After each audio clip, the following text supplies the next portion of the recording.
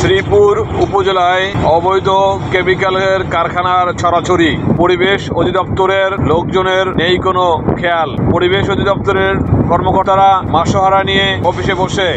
অভিযোগ শ্রীপুর উপজেলার সাধারণ মানুষের।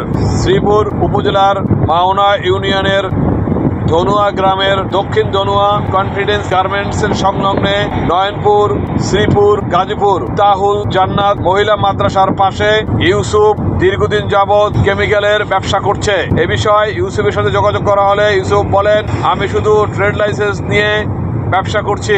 আমি জানি কেমিক্যালের ব্যবসা করতে হলে কোনো কাগজপত্র লাগে না। তাছাড়া পরিবেশ অধিদপ্তর, থানা পুলিশ, স্থানীয় নেতারা এবং সংবাদকর্মীরা আমার কাছে আসে। আমি তাদেরকে সাধ্যমতো সাহায্য সহযোগিতা করি। অথচ আবাসিক এলাকায় এই কেমিক্যাল গোডাউন কারখানা করা কতটা যুক্তিযুক্ত সেটি পরিবেশ অধিদপ্তরের কাছে জিজ্ঞাসা এলাকার বাসীর। ইউসুফের এই অবৈধ কেমিক্যাল কারখানা যাতে বন্ধ করা হয় সেজন্য এলাকাবাসী এবং মাদ্রাসার কর্তৃপক্ষ অনুরোধ জানিয়েছেন বাংলাদেশ সরকারের ঊর্ধ্বতন কর্মকর্তাদের কাছে। তারা গাজীপুর জেলা পরিবেশ অধিদপ্তরের কাছে অনুরোধ জানাননি, কারণ তারা দেখছেন না। স্বাধীন সংবাদ, শ্রীপুর, গাজীপুর।